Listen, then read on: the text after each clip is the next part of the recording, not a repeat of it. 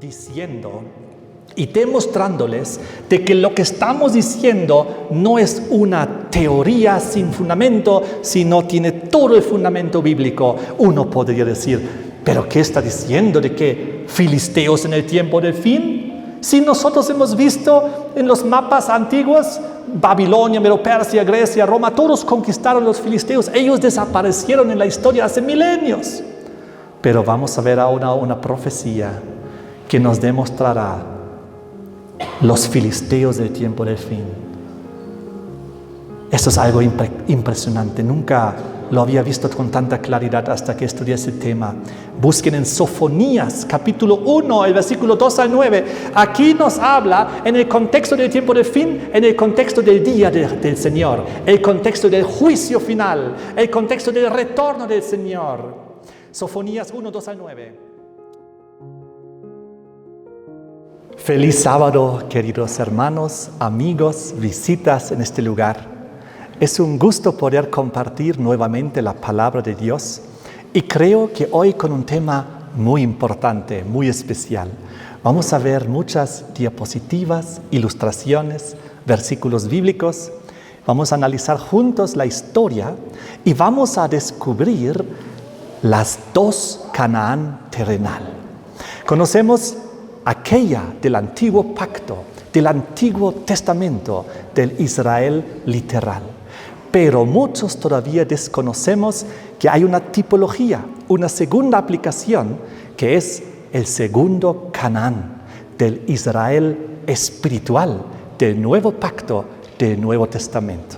Eso vamos a analizar el día de hoy y también vamos a analizar la caída de Gaza, la caída de Dagón. Dagón era el dios de los filisteos. Vamos a analizar acerca de él y de qué manera en dos fases cayó este ídolo. También vamos a analizar la trágica historia de la relación prohibida entre Sansón y Dalila. Ustedes conocen seguramente esta historia del hombre más fuerte de la tierra y Dalila, la filistea. En este primer tema vamos a analizar y vamos a poner el fundamento para la comprensión histórica. Y en el segundo tema vamos a analizar en detalle la tipología y las aplicaciones y vamos a descubrir quién es el Sansón del tiempo del fin, quién es la Dalila del tiempo del fin, quiénes son los filisteos del tiempo del fin, cuál es la Canaán terrenal del tiempo del fin. Va a ser un tema muy importante y yo les invito a que hagamos una pequeña oración ahí donde estamos antes de comenzar. Padre nuestro, te pedimos que tú estés aquí presente con tu Santo Espíritu en nuestros corazones, en nuestras mentes para entender tu palabra. Te damos gracias en el nombre de Jesús. Amén. Ocurre que la Biblia nos habla del Canaán literal. El Canaán literal lo pueden ver aquí en este mapa, donde se tenía que establecer el Israel literal del antiguo pacto, del Antiguo Testamento. Era la tierra prometida, donde fluía leche y miel, es decir, una tierra próspera, una tierra gloriosa que tenía que ayudar a la simbólica mujer, es decir, al pueblo de Dios, para tener un lugar donde podía adorar al Dios creador de los cielos y de la tierra en libertad. Y de esta manera vemos que Dios prometió a Abraham esta tierra. Abraham, el padre de la fe, vivía en Ur de los Caldeos, que era el territorio de la antigua Babilonia. Y Dios les dio una promesa y les dijo que debe salir de Ur de los Caldeos para ir a la tierra de Canaán. Y su propósito fue para que salgan y se establezcan en la tierra de Canaán. Y dice la Biblia que a la tierra de Canaán llegaron. Cumplieron el propósito, salieron de Babilonia y fueron a la tierra prometida de Canaán. Y entonces encontramos aquí en Génesis 15, yo soy Jehová, que te saqué de Ur de los Caldeos para darte a heredad esta tierra. Dios siempre tenía este propósito, una herencia para su pueblo. A tu descendencia, dice, daré esta tierra desde el río de Egipto hasta el río grande, el río Éufrates. Lo pueden ver aquí en el mapa.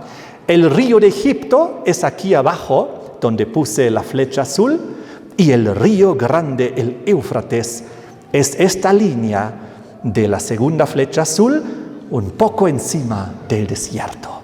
Dios quería dar Canaán, la tierra prometida, para sus hijos, para su pueblo.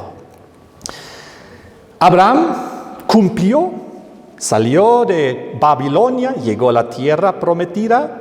Dios dijo en Génesis 17, te daré a ti, a tu descendencia, toda la tierra de Canaán en heredad perpetua. En cuanto a ti, la tierra que moras, toda la tierra de Canaán en heredad perpetua. Nosotros conocemos la historia como Abraham y José llegaron a estar José llegó a estar en Egipto. ¿Recuerdan? Durante siglos, por ciertas circunstancias. Pero cuando José estaba en Egipto y luego el pueblo se multiplicó ahí y luego fueron sometidos a esclavitud, José, cuando ya era anciano, recordó la promesa de que en realidad no deberían estar en Egipto, deberían estar en Canaán. Y dice el versículo aquí de Génesis 50, 24, José dijo a sus hermanos, yo voy a morir, mas Dios ciertamente os visitará y os hará subir de esta tierra, de Egipto, a la tierra que juró a Abraham. Y eso es lo que pasó bajo Moisés. Dios levantó un hombre, Moisés, y le dijo, anda y libera a mi pueblo de la esclavitud de Egipto y llévalos a Canaán. La famosa historia de Moisés y las 10 plagas, ustedes pueden leer aquí en Éxodo 3, versículos 8 y 11. He descendido para librarlos de mano de los egipcios y sacarlos de aquella tierra a una buena tierra, ancha, a tierra que fluye leche y miel, a los lugares del cananeo. Yo los sacaré de la aflicción de Egipto, a la tierra del cananeo, a una tierra que fluye leche y miel. Y esto es lo que ocurrió. Cayeron las 10 plagas. El pueblo salió de Egipto, cruzó el mar. El ejército de los egipcios fue destruido. Cruzaron el desierto y llegaron a la frontera de Canaán. Aquella tierra donde fluye leche y miel, la Biblia lo menciona 20 veces. 20 veces, aquí lo tengo en esta ilustración. 20 veces se menciona esta tierra donde fluye leche y miel. Canaán, la tierra prometida. Todo esto, lo que ustedes ven en este mapa, en esta ilustración, era la tierra de Canaán. Estaban ahí asentados en su época los de Amón, los de Moab, los de Edom, los filisteos y otras muchas tribus estaban ahí asentados, y estaba habitada por muchos paganos que adoraban a diferentes divinidades, ídolos, a los astros, que practicaban magia, astrología y muchas otras cosas. Y la conquista de Canaán, nos explica la Biblia, era un evento realmente significativo en la historia bíblica. Se ve el cumplimiento de la promesa de Dios a Abraham y a sus descendientes. Pero Canaán era habitada por varios pueblos cananeos, quienes eran paganos e idólatras. Entre ellos, aquí ustedes ven al gigante Goliat. Y había otros gigantes que habitaban esas tierras. Quiero ir un paso más atrás en la historia hacia los Orígenes de los cananeos. Los hijos de Noé, recuerdan que sobrevivieron en el diluvio, eran Sem, Cam y Jafet. Y Cam era el padre de Canaán. Ustedes pueden leer esto en Génesis 9, del 18 al 25. Ocurrió que una vez Noé labró la tierra, plantó una viña, bebió del vino y se embriagó. Aquí vemos parte de la historia no tan buena de Noé. Y estaba él descubierto en medio de su tienda. Estaba desnudo ahí. Cam, el padre de Canaán, vio la desnudez. Por alguna razón entró en la carpa y vio a su papá ahí embriagado, desnudo. Y lo dijo a sus 2 hermanos que estaban afuera. Entonces Sem y Jafet tomaron la ropa, la pusieron sobre sus propios hombros y andando hacia atrás, cubriendo su desnudez de su padre, teniendo vueltos sus rostros, y de esta manera lo taparon a su papá, para ellos no ver su desnudez. Y así no vieron la desnudez de su padre. Y despertó Noé de su embriaguez y supo lo que había hecho su hijo más joven. Y dijo: maldito sea Canaán, siervo de siervos será a sus hermanos. ¿Qué pasó? ¿Qué es lo que había hecho? ¿Qué es lo que había hecho su hijo más joven?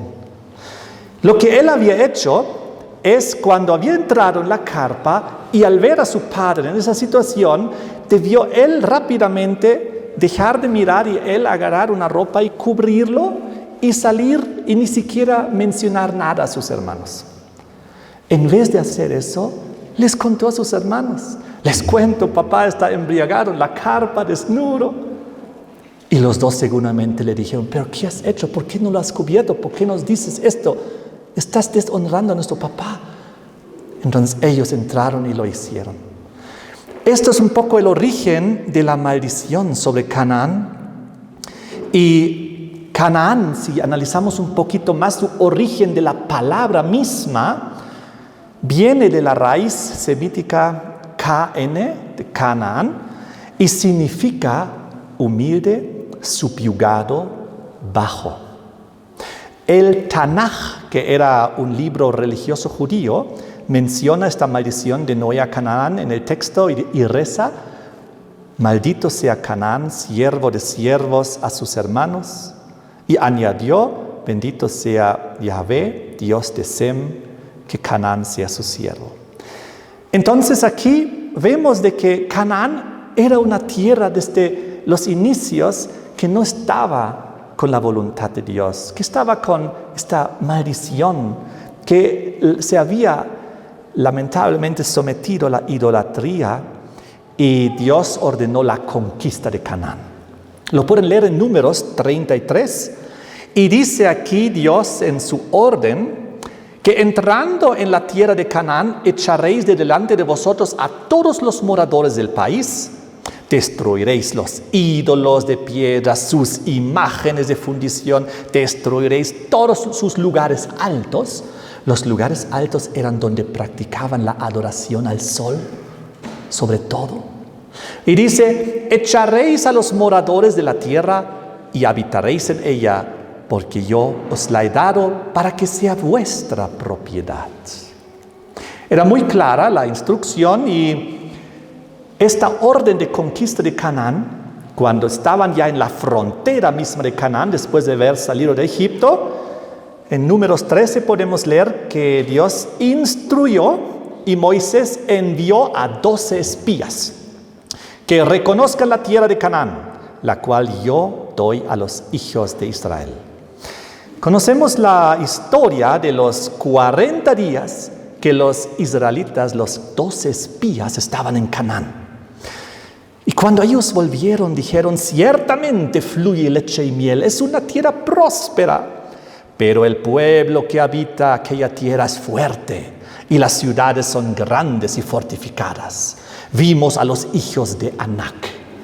Los hijos de Anac eran los gigantes. Y dice que el cananeo habita junto al mar. Pero entonces se levantó entre los espías, entre los 12, Caleb. Él era uno de los 2 espías que había reconocido la tierra, que tenía fe en Dios y dijo: subamos luego, tomemos posesión de ella, de la tierra de Canaán, porque más podremos nosotros que ellos. Él se aferró de la promesa de Dios, tenía fe. Miren, Dios nos acaba de sacar de Egipto. Dios envió 10 plagas. Dios destruyó el ejército de los egipcios. Dios abrió el mar. Dios nos trajo aquí. ¿Cómo no nos va a dar la tierra de Canaán según su promesa? Pero los otros 10 espías eran incrédulos y dijeron que no, la tierra traga a sus moradores. Hay hombres de grande estatura, son los gigantes. Vimos los hijos de Anac, éramos nosotros a nuestro parecer como langostas. Y lamentablemente el pueblo hizo caso a los 10 incrédulos en vez de hacer caso a los 2 que dijeron: entremos por fe. Es así como Dios hizo que el pueblo esté 40 años en el desierto. ¿Recuerdan? Día por año he dado. 40 días habéis reconocido la tierra, ahora 40 años estaréis en el desierto. Después de los 40 años, una nueva generación de hijos de Dios había nacido en el desierto y con ellos se realizó finalmente la conquista de Canaán. Dice el libro de Josué, capítulo 3, versículos 10 y 11. Añadió Josué: en esto conoceréis que el Dios viviente está en medio de vosotros, que Él echará de delante de vosotros al cananeo, al eteo, al heveo, al fereceo, al gergeseo, al amorreo, al jebuseo. Eran los diferentes pueblos que vivían ahí en Canaán. He aquí, el arca del pacto del Señor de toda la tierra pasará delante de vosotros. Vamos a conquistar Canaán llevando el arca del pacto, que representa la voluntad de Dios, los 10 mandamientos que estaban ahí adentro. ¿Y cuál era uno de los 10? Que no debemos tener imágenes. ¿Cuál era otro de los 10? Que debemos guardar el sábado del Señor, el 7º y último día. Y justo en esa simbología se conquistó Canaán. Miren la conquista de Jericó, una de las primeras ciudades en ser conquistadas. Josué capítulo 6. La ciudad cananea de Jericó fue tomada por parte de los israelitas lideradas por Josué. Los israelitas rodearon la ciudad durante 6 días y en el 7º día, tras rodearla 7 veces, cargando el arca del pacto con los 10 mandamientos, cayó el muro de Jericó y Dios les entregó la ciudad en el símbolo del 7, en el símbolo del sello del Dios creador de los cielos y de la tierra. Así fue. Y Dios dio la orden de la conquista de Canaán en el capítulo 11 de Josué. Y tomó pues Josué toda aquella tierra. Dice que tomó a sí mismo a todos sus reyes y los hirió y los mató. Josué destruyó a los anaseos, es decir, los gigantes también de los montes de Hebrón. Ninguno de los anaseos quedó en la tierra de los hijos de Israel. Y escuchen esto: solamente quedaron en Gaza, en Gat y en Asdod. Eso es importante. Es decir, él comenzó y conquistó toda Canaán, pero quedaba una parte por conquistar que incluía Gaza, Gat y Asdod. Y ahora encontramos en Josué capítulo 13 de que aún había tierras sin conquistar. Siendo Josué ya viejo, ya era ancianito, ya había conquistado tanto, ya había luchado tanto cumpliendo el mandato de Dios. Él dijo, Dios dijo, queda aún mucha tierra por poseer. Esta es la tierra que queda. Todos los territorios de ¿quiénes? De los filisteos. Los 5 príncipes de los filisteos. El gaseo de Gaza, el astodeo de Asdod, el escaloneo de Ascalón, el geteo de Gat y también el ecroneo de Ecrón. Yo los exterminaré delante de los hijos de Israel, dijo Dios. Esto era el mapa de las 5 ciudades que faltaban por conquistar. La tierra de los filisteos, el pueblo del mar. Todo había sido conquistado, faltaba este pedazo de los filisteos. Ustedes lo pueden ver aquí en este mapa. Y esta tierra de los filisteos, de estas 5 ciudades, Gaza, Ascalón, Asdod, Ecrón y Gat, era también conocido como la pentarquía de Filistea. Es decir, 5 ciudades que juntos gobernaban Filistea. Con el tiempo y al final, Gaza llegó a ser la más importante de ellas. Y casi todas las historias que conocemos de Sansón se desarrollaron en Gaza. Muy interesante. En el siguiente tema que vamos a ver en la tarde, vamos a ver la importancia de esto y también en el contexto actual del conflicto en Gaza. Y si algo tiene que ver o si son solo historias de la antigüedad. Vamos a analizar más tarde.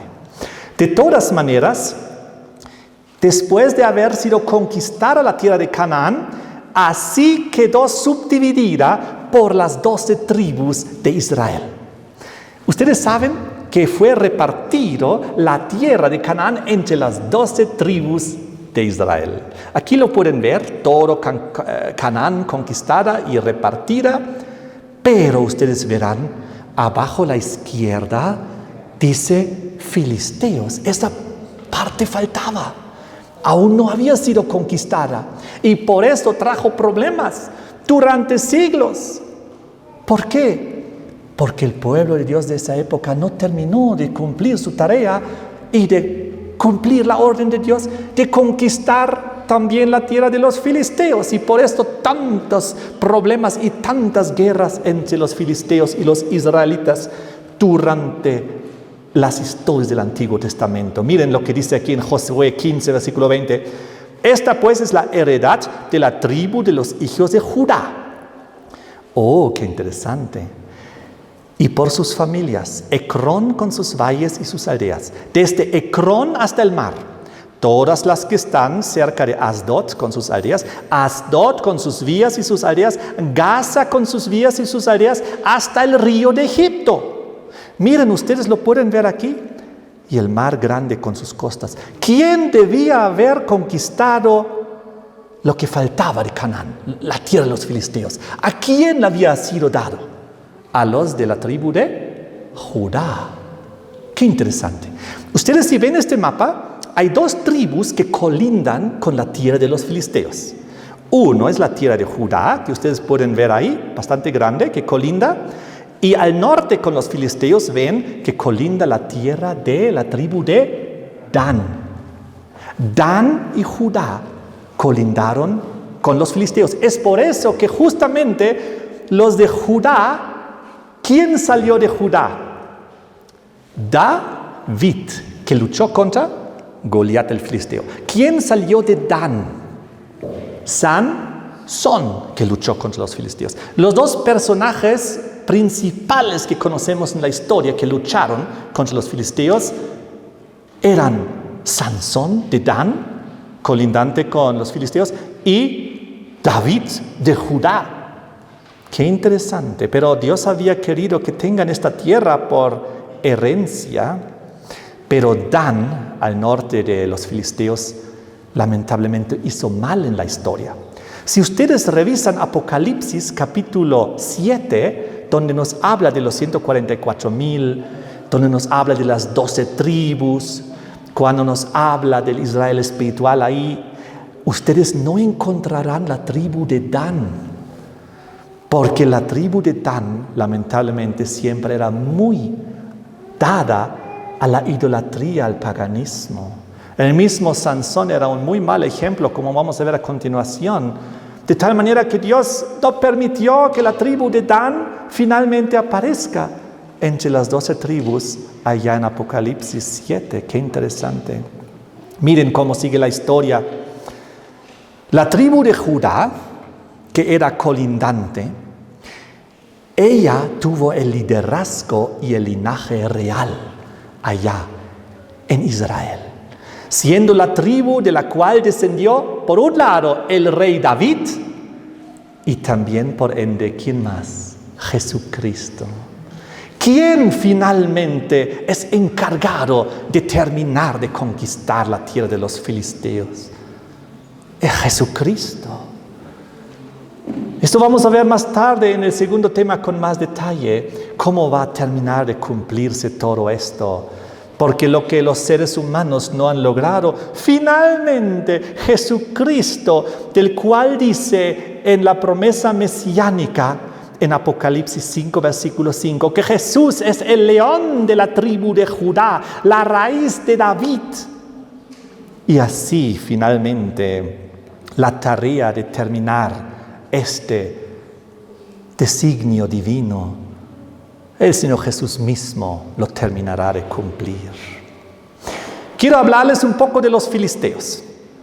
La palabra filisteos, el nombre filisteo, viene de una raíz semítica que significa dividir o invasor. Eso es algo un poco negativo, porque los filisteos a lo que se han dedicado era dividir, invadir los territorios de los israelitas, del pueblo de Dios, tratar de vencerlos, tratar de dominarlos, tratar de debilitarlos, dividirlos. Y eso es lo que ocurrió en la historia. Y esto ocurrió también en la aplicación tipológica que vamos a ver en la tarde. Yo quiero que cuando estemos ahora analizando esto, ustedes que ya saben de profecías bíblicas, los que ya saben de historia, ustedes en su mente vayan relacionando lo que estamos viendo hacia las aplicaciones del Israel espiritual del tiempo del fin. Miren, los filisteos, algo muy importante, eran conocidos porque ellos empleaban el hierro como metal. Era su secreto. Ellos tenían el monopolio de este metal. Sabían cómo forjarlo, sabían cómo usarlo. Ellos tenían una superioridad militar durante siglos. Eso era una ventaja significativa en el combate sobre los israelitas. El metal del hierro. A ver, ustedes relacionen histórica, proféticamente, con quién está relacionado el hierro en las profecías de Daniel 2, Daniel 7. Vamos a ver con más detalle más adelante. De todas maneras, Dios llamó a Sansón. Israel estaba bajo opresión de los filisteos desde 40 años ya. Y en esa circunstancia, Dios llamó a este juez, a este liberador de Israel. Manoa era su padre, su madre. En aquella época, antes de su nacimiento, era una mujer estéril de la tribu de Dan, pero Dios intervino, un ángel vino y dio una promesa y anunció que nacería un niño y liberaría a Israel de los filisteos y que iba a ser nazareo desde el vientre, es decir, no debía cortarse el cabello, no debía beber vino ni tocar nada impuro. Y el Espíritu del Señor comenzó a manifestarse en Sansón. Pero Sansón buscó una mujer filistea. Ustedes conocen la historia. Sansón se enamora de una mujer filistea en Timnat. Decide casarse con ella, a pesar del desacuerdo de sus padres. Los padres no estaban de acuerdo, pero él decía: me gusta ella, yo quiero que ella sea mi mujer. A pesar de que la Biblia enseña que no debemos unirnos en yugo desigual, peor un líder como fue Sansón, con una tarea de liberar a Israel de los filisteos y ahora casándose con una filistea. Entonces, en su camino a la boda, él encuentra un león y lo mata con sus manos. Luego, cuando volvió a pasar por ahí, encuentra miel en el cadáver del león. Y entonces él hace un enigma de esto, y cuando llega a la boda, le dice ese enigma a los 30 jóvenes que estaban presentes en la fiesta. Y él les dice un enigma: ¿qué cosa dulce sale de algo fuerte? Si ustedes me pueden decir, les voy a dar 30 vestidos. Si ustedes no me lo pueden decir, ustedes me van a dar 30 vestidos. Nadie podía resolver, pero insistieron y la extorsionaron a su mujer, con la cual se iba a casar. Y le dijeron: si tú no descubres el secreto de ese enigma, te vamos a matar a ti y a tu familia. Así que ella, bajo esta amenaza, esta extorsión, fue donde Sansón y le dijo: por favor, dime el misterio, por favor, dímelo. Y tanto le exigió, llorando, solicitando, de que finalmente Sansón le dio el secreto y ella lo dijo rápido a los otros. Y ellos le respondieron: oh, dulce como la miel, fuerte como un león. Y Sansón se enojó muchísimo, fue a la tierra de los filisteos, mató 30 filisteos, les quitó sus vestidos y ¡pum!, les lanzó a los 30 jóvenes de la fiesta y se fue enojado. Imagínense qué carácter. No es el carácter más espiritual que digamos de un hijo de Dios. De todas maneras, cuando Sansón volvió a casarse ya con su esposa, le habían dado a su mujer a otro hombre. Él se enojó muchísimo y se vengó. Quemó, incendió los sembradíos de los filisteos. Dice la Biblia que capturó 300 zorras, las soltó con teas encendidas entre los cultivos de los filisteos, provocando gran daño entre las cosechas, viñedos, olivares. Bien. Poco a poco, Sansón se hizo conocido entre los filisteos. ¿Quién es ese que mata a nuestra gente, que incendia nuestros cultivos? Recuerden que Israel estaba 40 años en ese momento bajo opresión de los filisteos.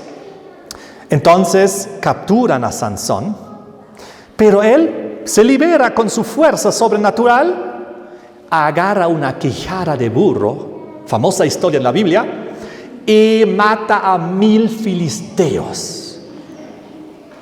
1000 filisteos. Yo pienso que la fama de Sansón corrió rápido.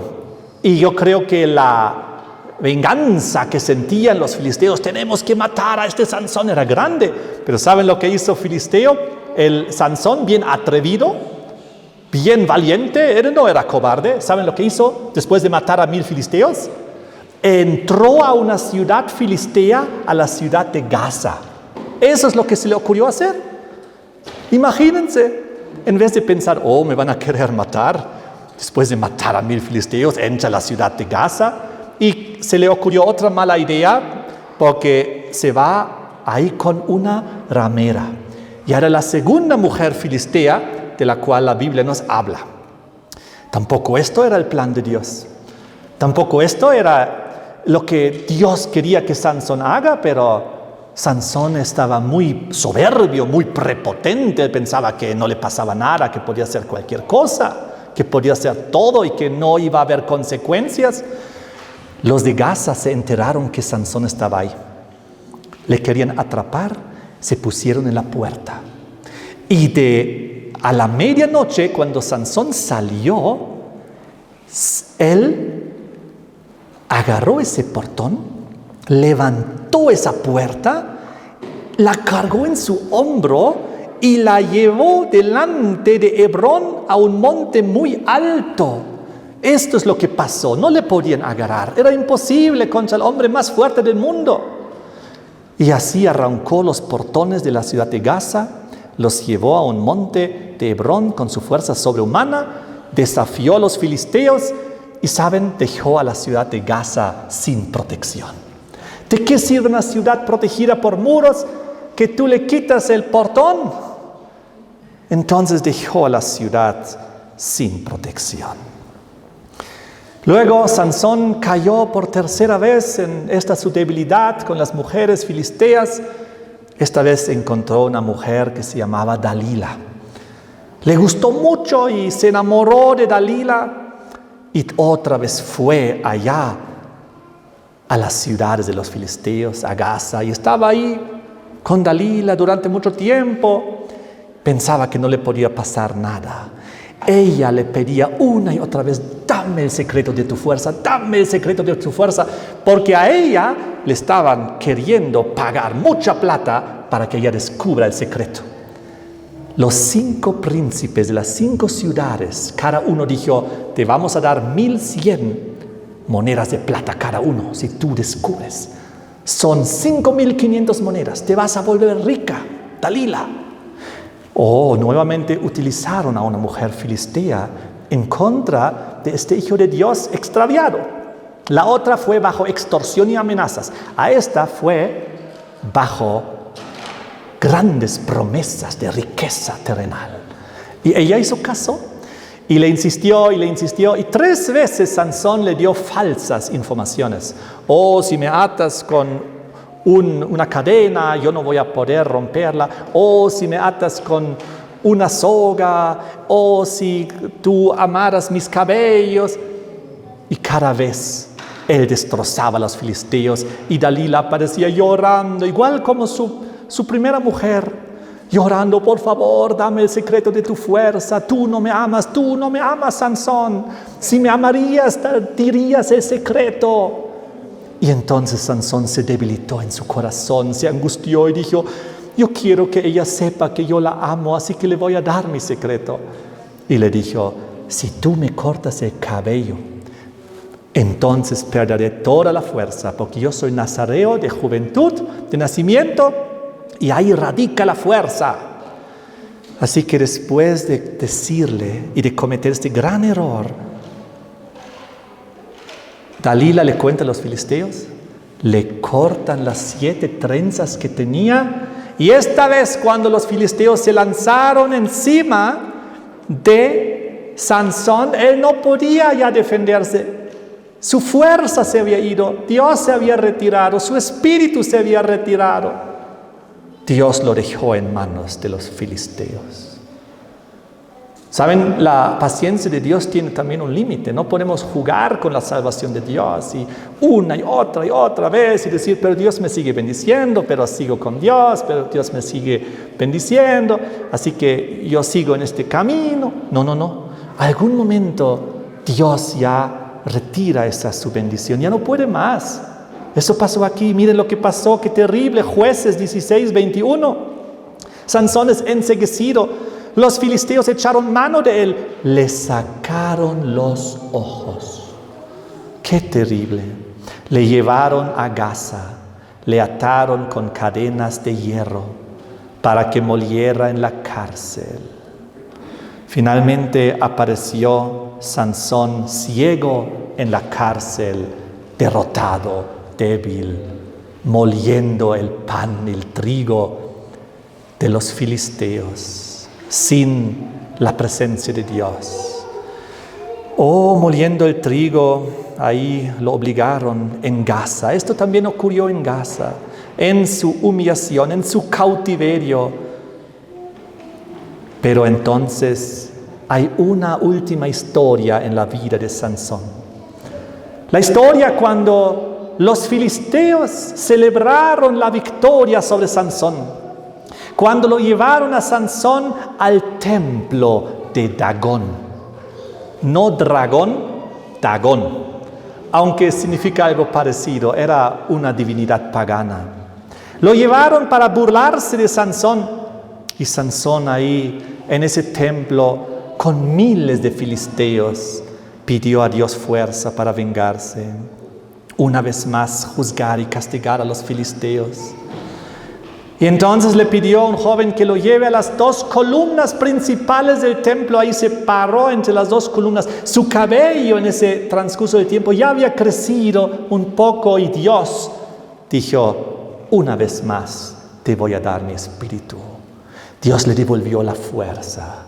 Él agarró las 2 columnas, las apretó, provocó la destrucción y la muerte de todos los que estaban presentes. La Biblia dice que murieron como 3000 personas, incluyendo los 5 príncipes de las 5 ciudades.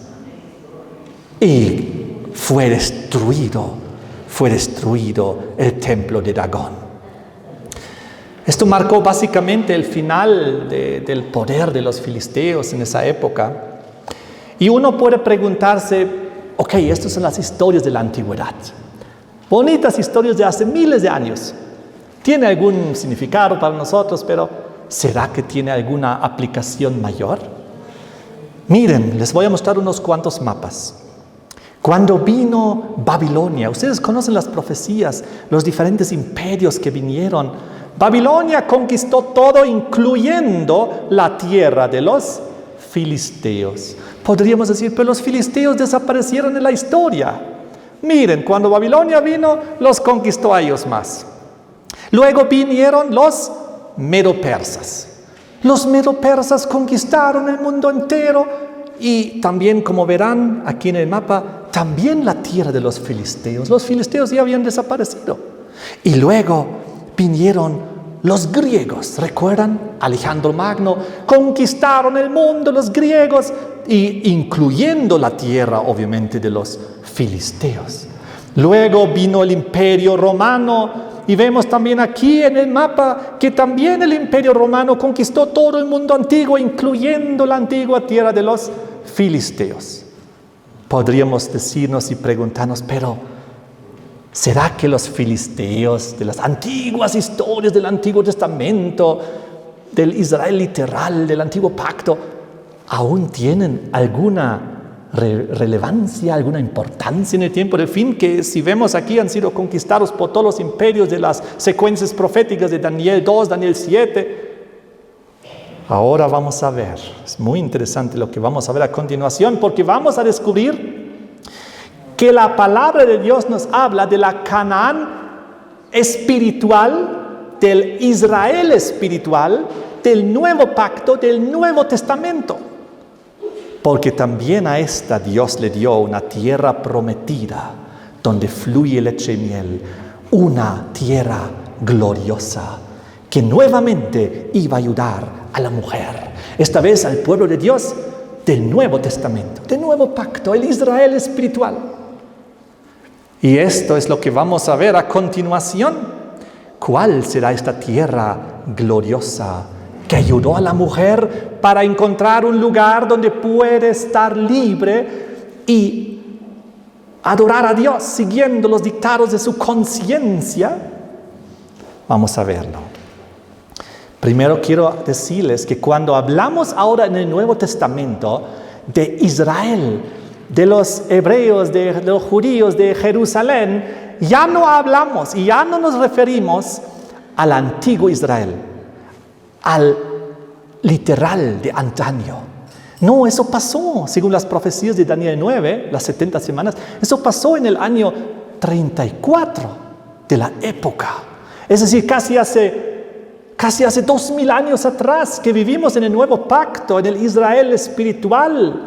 Es decir, todas las veces que en el Nuevo Testamento, en las profecías, después del año 34, ya menciona en estas profecías a Israel, los judíos, Jerusalén, etc., se refiere ya en la forma simbólica y espiritual al Israel espiritual del Nuevo Pacto, al cristianismo. Y esto es importantísimo para entender las profecías. Y saben, les voy a dar un ejemplo acerca de la Jerusalén que menciona el Apocalipsis. El Apocalipsis menciona, por ejemplo, Babilonia y Jerusalén, las dos ciudades importantes por su significado. Sabemos que Babilonia es un símbolo, porque cuando el Apocalipsis habla de Babilonia, ya no se refiere a la Babilonia antigua de antaño, porque eso ya no existe hace miles de años. Está en ruinas, está en un desierto, no hay vida ahí, está a 80 kilómetros de Bagdad, en Irak, en el desierto. Así que sabemos, cuando hablan del Apocalipsis de Babilonia, habla de Babilonia simbólica, espiritual, algo representa. Y lo mismo se aplica a Jerusalén, aunque la Jerusalén antigua, literal, sigue existiendo en Medio Oriente. Todo el tiempo escuchamos los conflictos que hay ahí. La ciudad está ahí en Medio Oriente, pero no habla de ella. Cuando en el Apocalipsis y en las profecías habla de Jerusalén, ya no se refiere a la de antaño, a la literal, Y esto es lo que enseña San Juan en el Apocalipsis. 3 veces aparece Jerusalén en el Apocalipsis y les voy a mostrar las 3 citas. Y van a ver a qué se refiere San Juan en el Apocalipsis. Número 1, Apocalipsis 3, versículo 12. Habla de la nueva Jerusalén, la celestial, la que desciende del cielo.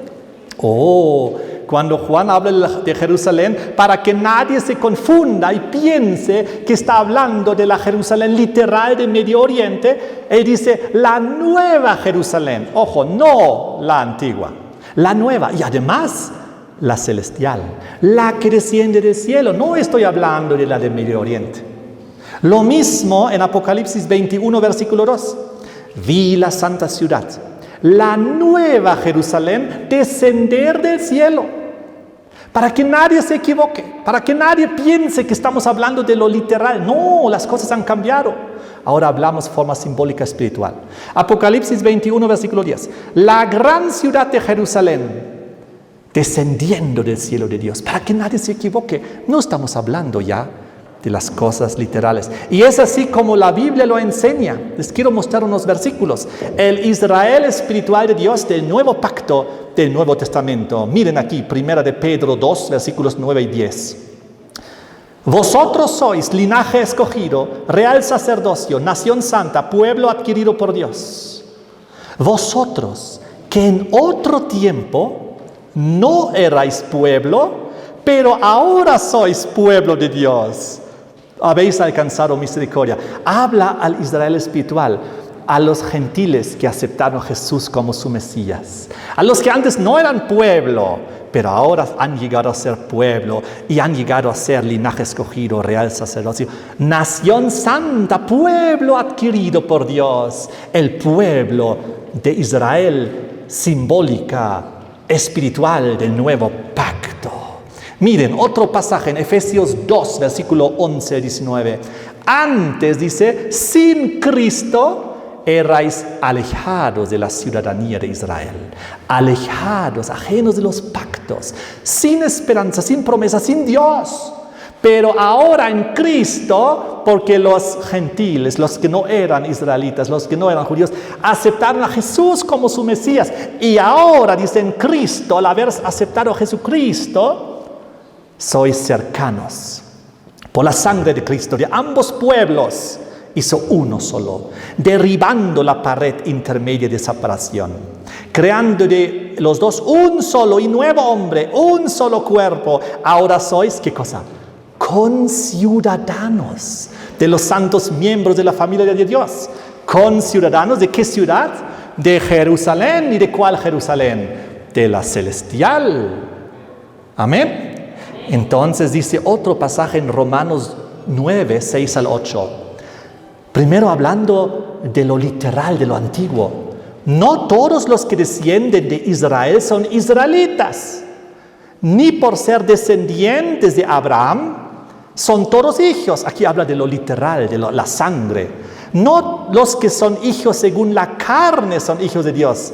Y ahora dice la gran verdad del Nuevo Testamento, sino los que son hijos según la promesa son contados como descendientes. ¿Quiénes son entonces los verdaderos israelitas? ¿Quiénes son los verdaderos descendientes de Abraham? ¿Quiénes son los verdaderos hijos de Dios? ¿Los que son por la carne y la sangre? ¿O los que lo son por la promesa, porque se han aferrado por fe a la promesa? Pues ellos son descendientes. Tú y yo, si hemos aceptado a Jesucristo como nuestro Mesías, somos el Israel espiritual. Somos judíos espirituales. Somos moradores de la Jerusalén espiritual, porque ella, la santa Jerusalén celestial, es nuestro hogar. Amén. Dice Romanos 2, 28 y 29. No es judío el que lo es exteriormente en la carne, sino que es judío el que es lo en el interior, en el corazón, en el espíritu. Si tú has aceptado a Jesucristo como tu Mesías, tú eres judío, tú eres israelita, tú eres descendiente de Abraham. Por fe, por la promesa, tú eres conciudadano de la Jerusalén celestial. Tú eres parte del Israel espiritual de Dios, del nuevo pacto, del Nuevo Testamento. Lo mismo enseña Romanos 2, 28 y 29. En Cristo ni la circuncisión vale nada, ni la incircuncisión vale nada, sino una nueva creación, sino la fe que obra por el amor. Romanos 1, 16. El Evangelio es poder de Dios para salvación a todo aquel que cree, al judío primeramente y también al griego, a todos aquellos que han aceptado a Jesucristo como su Mesías. Miren aquí 2 versículos más, Gálatas 3, versículo 9 y hasta el 29.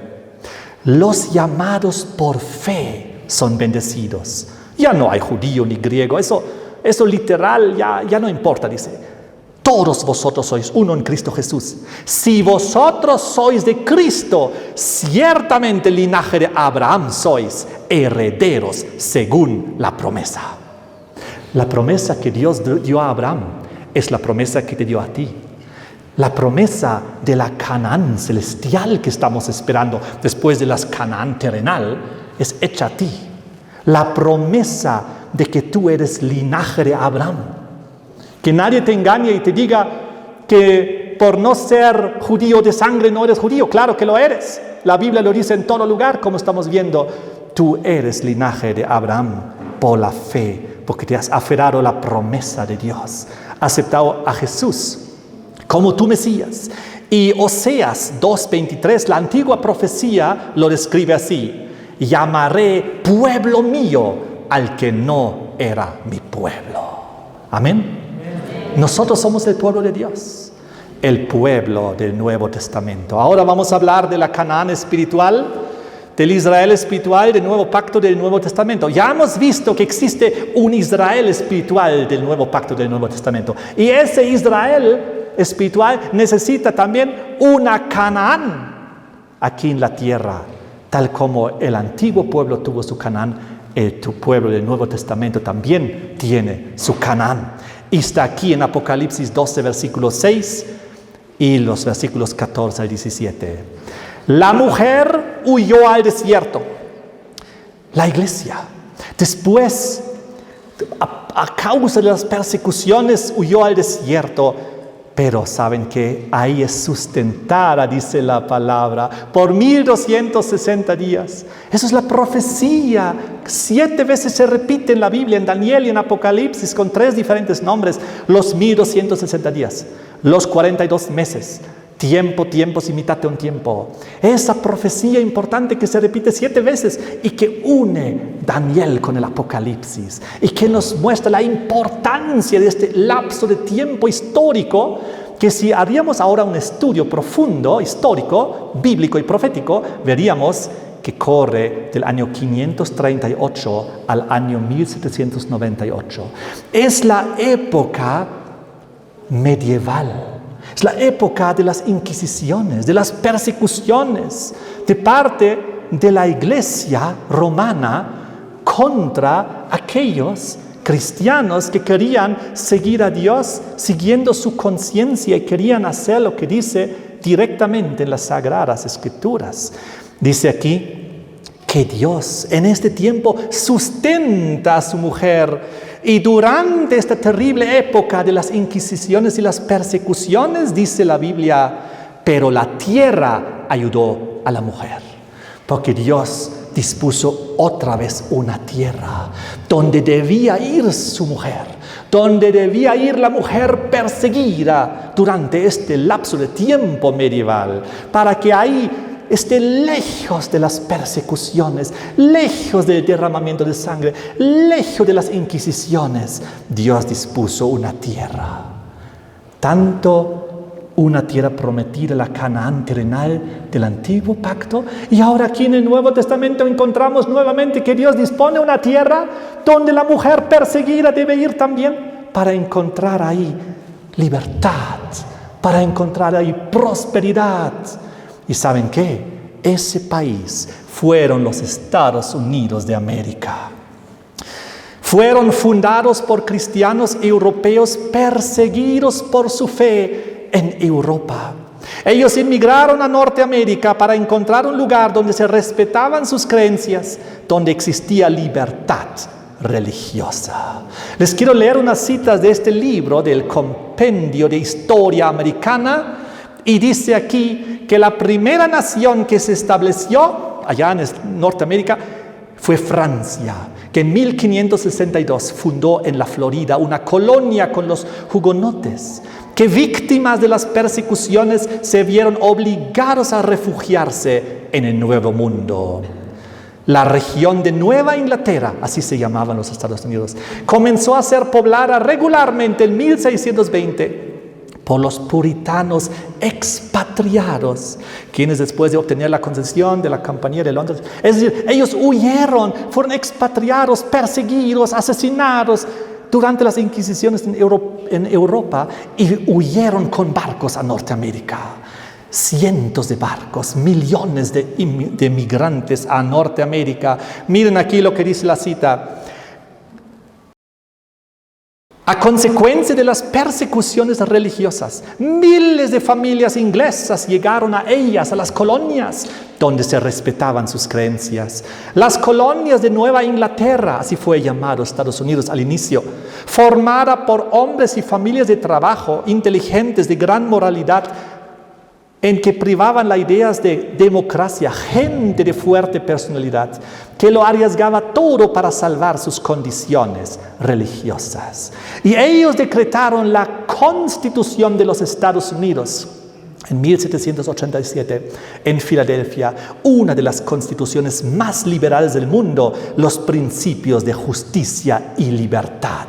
Y esta Constitución y la primera enmienda hizo que Estados Unidos llegue a ser próspera, grande y libre, y la nación más poderosa del mundo, y la única donde el ser humano pudo encontrar libertad cuando fue perseguido, y prosperidad cuando estaba en situaciones de condiciones malas económicas. Miren lo que la primera enmienda decía, que el Congreso no hará ninguna ley para adoptar una religión como oficial del Estado o prohíba practicarla. Libertad religiosa, separación de iglesia y Estado.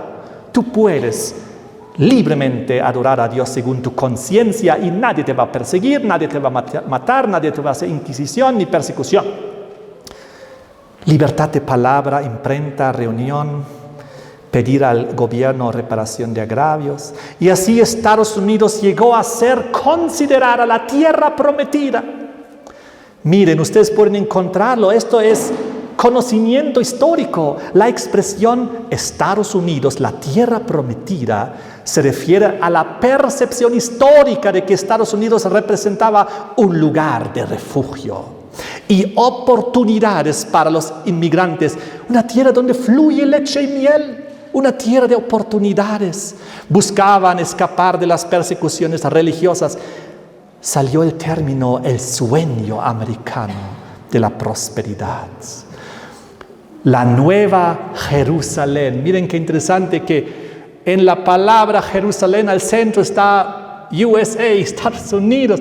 Miren, los puritanos pensaban que la Nueva Jerusalén estaba allá en Estados Unidos. Los puritanos se inspiraron en los pasajes del Apocalipsis sobre la Nueva Jerusalén, interpretaron como un símbolo del Nuevo Mundo. Y también lo hicieron, por ejemplo, otras iglesias como los Santos de los Últimos Días, que ellos también vieron la Nueva Jerusalén y la consideraron un reino físico construida en América del Norte.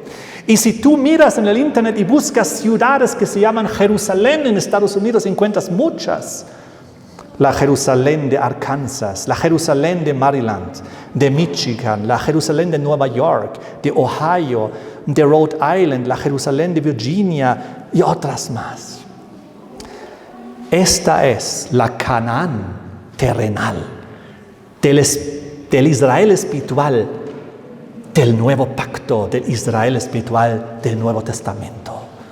Y ahora les voy a mostrar otro versículo bíblico más, otra evidencia profética que confirma lo que estamos diciendo. Miren aquí Daniel 11, 40 y 41, cuando nos habla de las profecías del tiempo del fin, dice: pero al cabo del tiempo. Otras interpretaciones dicen, pero en el tiempo del fin. Y los que hemos estudiado las profecías de Daniel, sabemos que el tiempo del fin comienza al cabo de los 1260 en 1798. En el tiempo del fin dice que había un conflicto entre un rey del norte y el rey del sur, temas que en este momento no podemos abarcar, pero el rey del norte es relacionado a ese sistema romano-cristiano que durante toda la Edad Media perseguía con sus inquisiciones. Y dice que en este contexto del tiempo del fin, 1798, el rey del norte entrará por las tierras, inundará, pasará y entrará a la tierra gloriosa.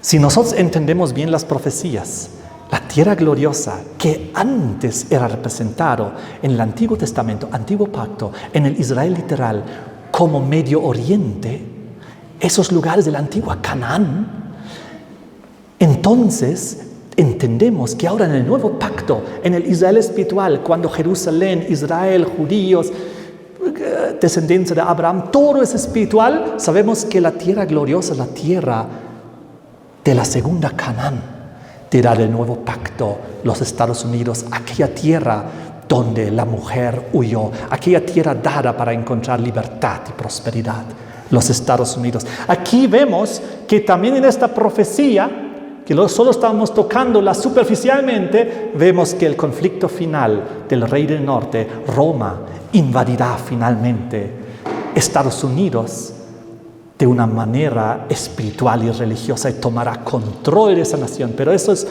un tema que vamos a ver esta tarde con más detalle.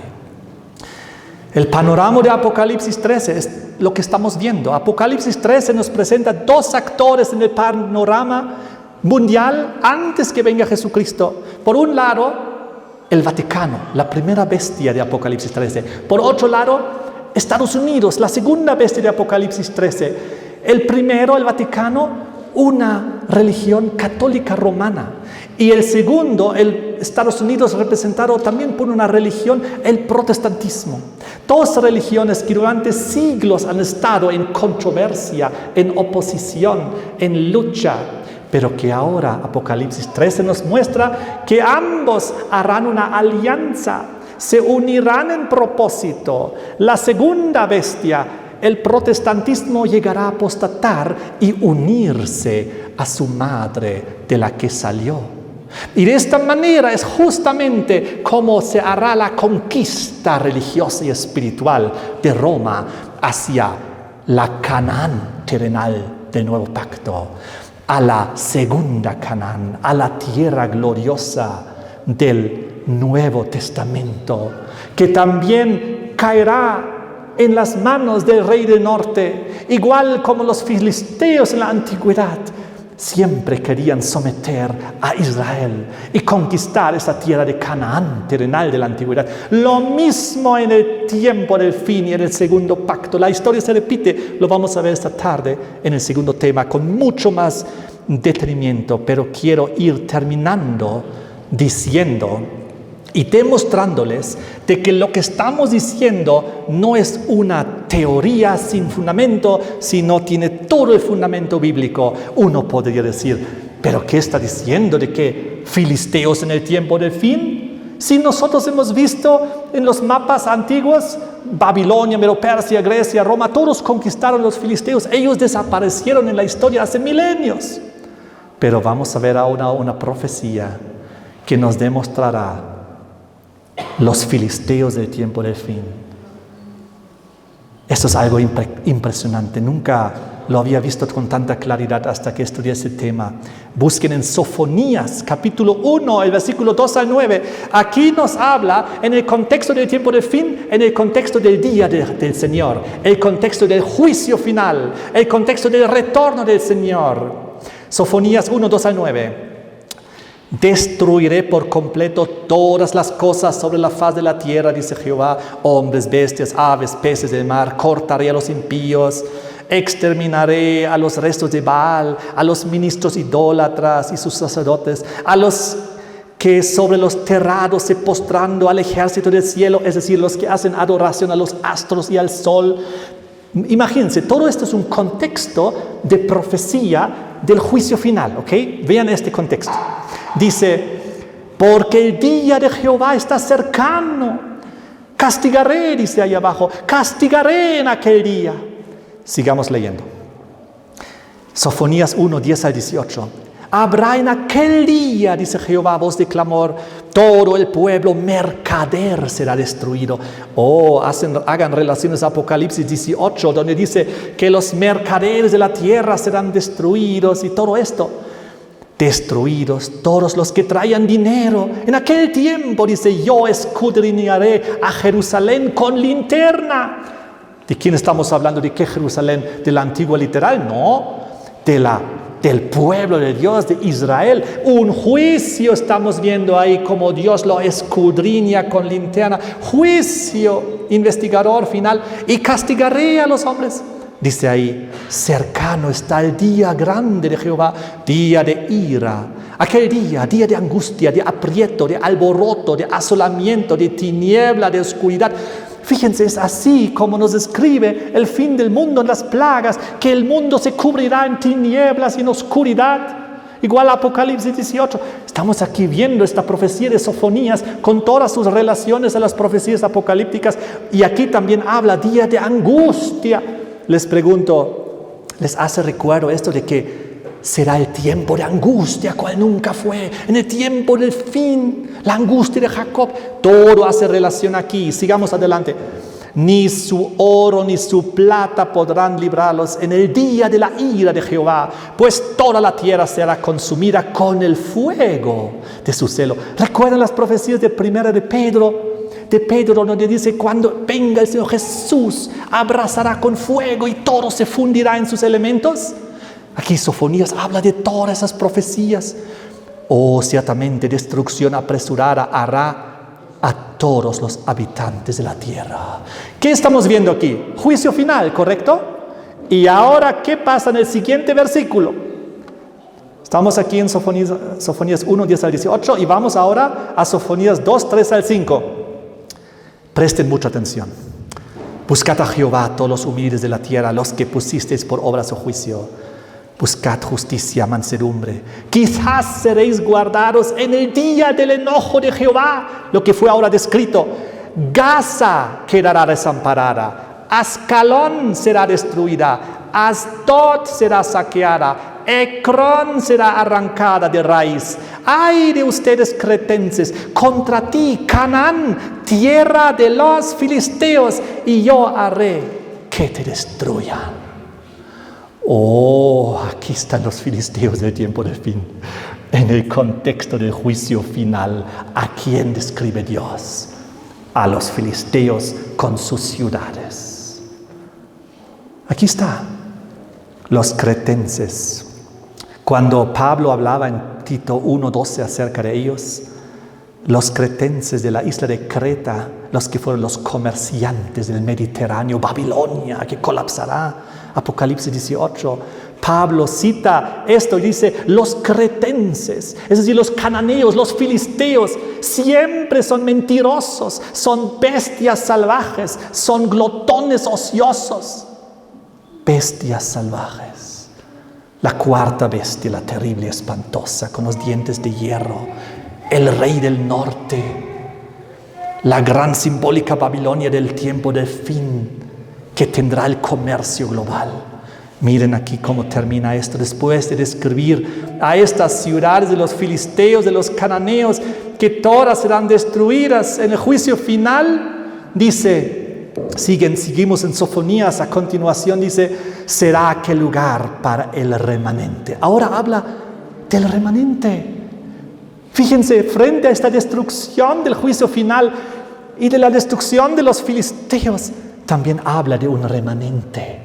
Y ahí debemos estar tú y yo, el remanente de la casa de Judá. ¿De quién está hablando? ¿Del literal, de antaño o del simbólico espiritual? Pues el simbólico espiritual del Israel moderno, del cristianismo. El remanente de mi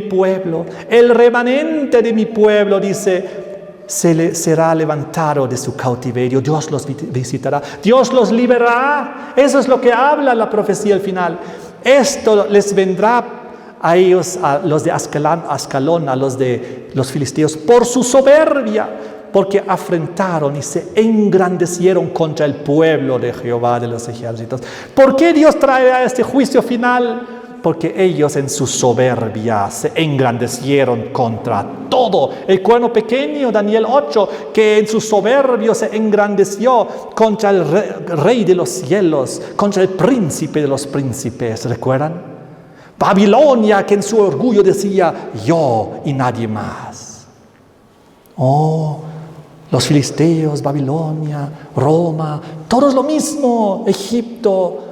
Finalmente, simbólicamente, todos lo mismo, solo en diferentes formas y manifestaciones en el tiempo. Siempre el mismo espíritu anticristiano. Dice aquí, terrible será Jehová contra ellos. Los destruirá, todos los dioses de la tierra, todo el paganismo, todo lo falso, toda la falsa adoración. Y la ciudad alegre que estaba confiada, la que decía en su corazón, yo y no más.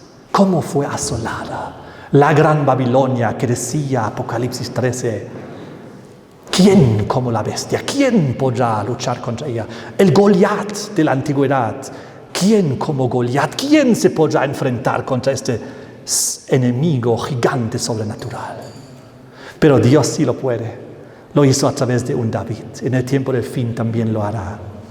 Miren otras dos profecías aquí en Amós 1, versículo 8, hablando de lo mismo. Destruiré los moradores de Asdod, los gobernadores de Ascalón. Volveré mi mano contra Ecrón y el resto de los filisteos perecerá. Profecía del tiempo del fin. Zacarías 9, versículo 5. Así que ustedes ven que estos están diferentes profetas. Verá Ascalón y temerá. Gaza también se atolerá en gran manera. Asimismo Ecrón, porque su esperanza será confundida. Y perecerá el rey de Gaza, y Ascalón no será habitada. Y eso será la caída de Dagón, el dios pez de los filisteos, de los cuales les voy a hablar un poco más en la tarde. En aquel entonces los filisteos habían capturado temporalmente el arca del pacto con los 10 mandamientos. Lo llevaron a una de las ciudades filisteas, a Asdod, lo colocaron en el templo de su dios Dagón. Pero ¿qué pasó? La estatua de Dagón cayó ante el arca 2 veces.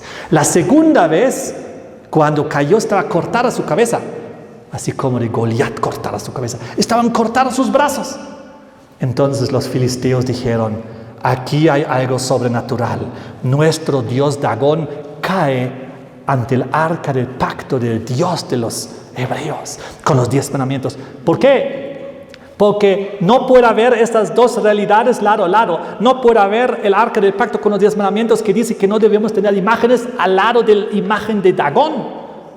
Uno de los dos tiene que caer, y obviamente quien cae es Dagón, el falso dios de los filisteos, el ídolo. Él es el que cae, porque no puede estar en presencia de la voluntad de Dios. Amén.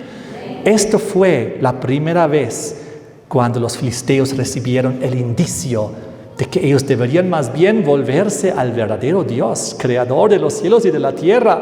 Deberían volverse al Dios de los 10 mandamientos, al Dios que hizo todo en 6 días y en el 7º descansó, según el 4º mandamiento. Y deberían derrumbar ellos mismos a su divinidad Dagón, porque el 2º mandamiento dice que no debemos tener imágenes, y el primero dice que solo existe un Dios verdadero, creador de los cielos y de la tierra. Pero en esa época todavía había misericordia, porque los filisteos en esa época se arrepintieron, pusieron el arca rápidamente sobre un carro y lo hicieron llevar con 2 animales de vuelta a la tierra de los israelitas. Dijeron, no queremos más plagas, porque habían recibido muchas plagas por eso. Y en esa época todavía había misericordia, porque la caída de Dagón, como veremos en la tarde, está en 2 fases. La segunda fase, donde ya no había arrepentimiento ni perdón, donde la puerta de la gracia se había cerrado, fue cuando Sansón se puso en el templo de Dagón y lo destruyó. Y esta vez no solamente se derrumbó Dagón, esta vez se derrumbó el santuario, el templo de Dagón. Esta vez ya no había misericordia, esta vez murieron todos, miles, incluyendo los príncipes de las ciudades de los filisteos. Esto representa ya la caída final y definitiva de los filisteos. Y vamos a ver en la tarde, en el segundo tema, toda la aplicación tipológica. Y va a ser poderosa. Así que yo les invito para que ustedes puedan estar presentes y ver el segundo tema para ver la aplicación medieval y la aplicación en el Israel espiritual del nuevo pacto. Que Dios nos bendiga con este conocimiento y nos ayude a reflexionar. Amén. Amén.